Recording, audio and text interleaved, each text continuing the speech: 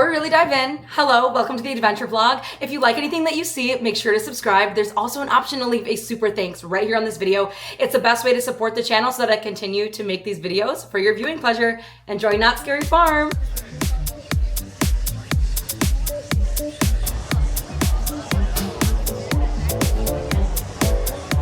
I just want to be in there already. We're like waiting at this gate here. They have to check our ID because it's out of state or something. Hype factor.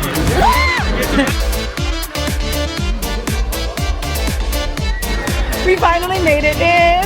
I'm so excited. I'm a little like because I really have no expectations coming in. We're gonna get scoops. We're maybe gonna go on some rides. We're gonna get some food. We're gonna do all the things.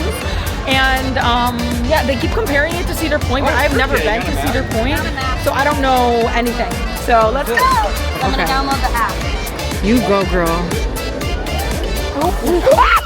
Oh, I did not see him coming. Oh yeah. Oh my gosh. Yeah, let's go straight. Yeah, that's probably the best way, right? Yeah. Let's just go right in. Oh, was he really? Like that? Oh, they really be gliding through this bitch. I can't even see. Oh, wow. Not the real people scary. I know, right? The real. They okay. This is cool. This is really cool. This is better than Cedar Point. Well, they decorated so much more intense. This is. I like all the fog. I'm loving this. I like that I can't see where I'm walking. They are everywhere.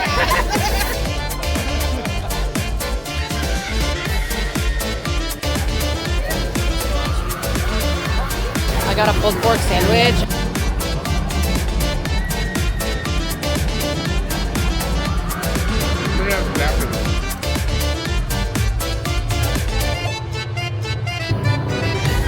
Is he a real person? He looks like an animatronic. I said that guy looked like an animatronic and he got so mad. Is this gonna be a show? At this stage, they had a circus show going on. Unfortunately, we did not get to see it up close and personal, but we did watch it from one of the ride lines. From what we saw, it looked amazing.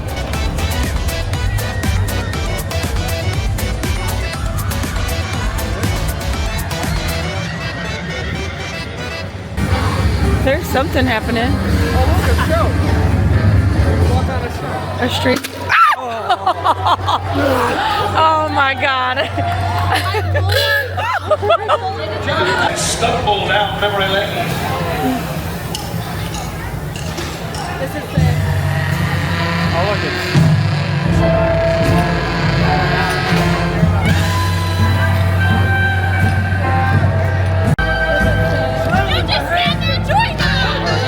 I have to do it. How do you even do it? Janice.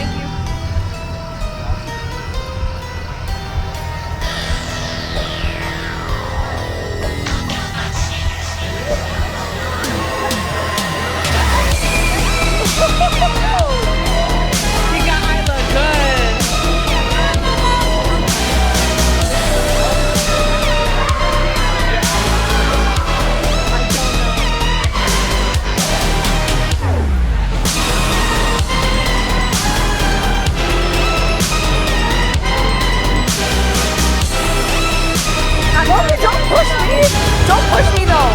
Be nice to me still. It was like the guy.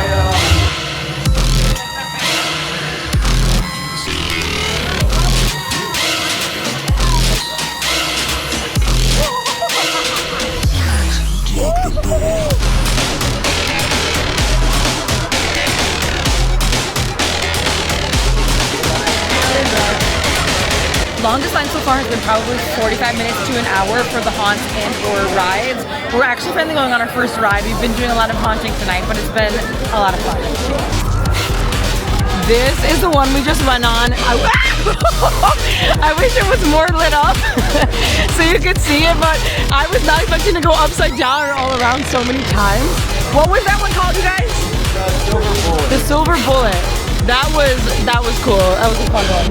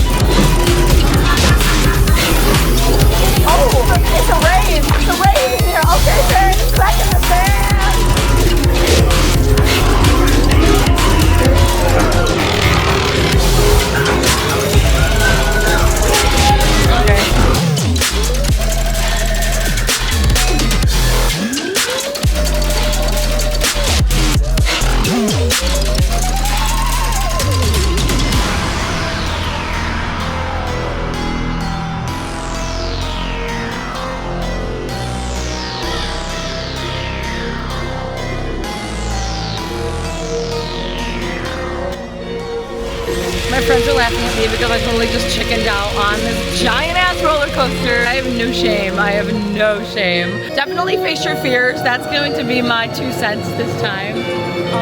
Successful night and Knott Scary Farm.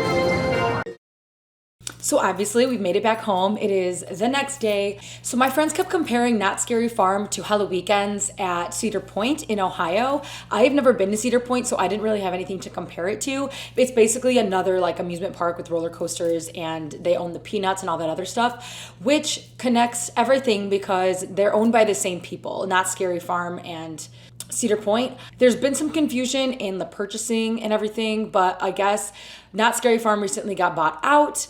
But nothing's going to be changing. It's going to continue being what it is. My favorite thing about Knott Scary Farm was just the ambiance. Like everything else was really cool. The rides were fun. The scary haunted houses were really cool.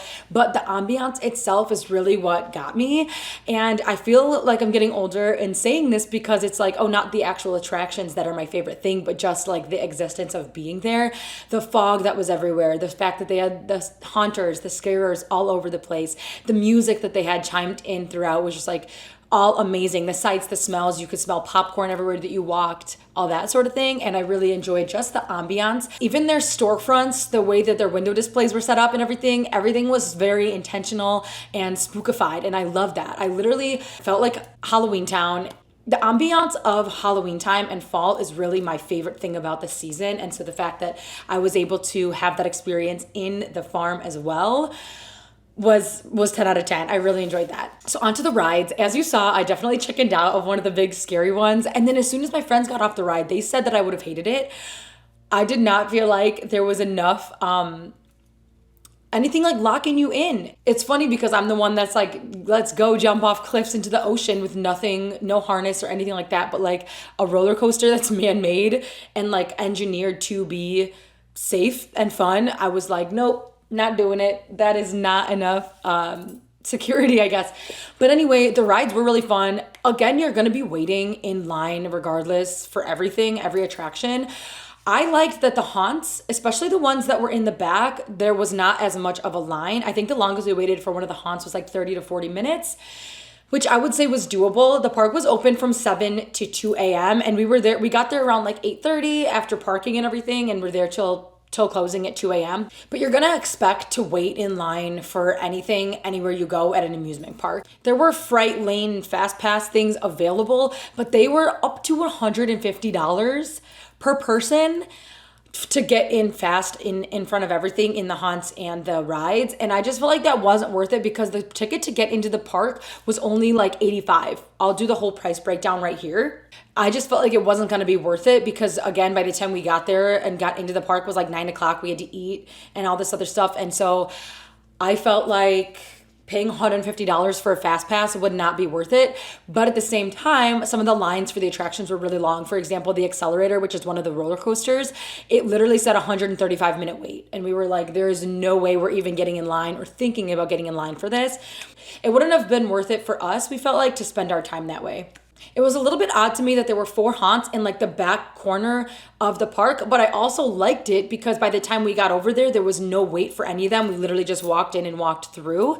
The rest of the park kind of was more centrally located and things were easier to get to, whereas those section of haunts were all the way in this back corner, kind of hidden away. It makes me wonder what they use that space for the rest of the year. I know that they do have other events and things throughout the year based on the season, but yeah, that back corner just kind of was like tucked away. And like, if you didn't look at the map, you would have never known it was there.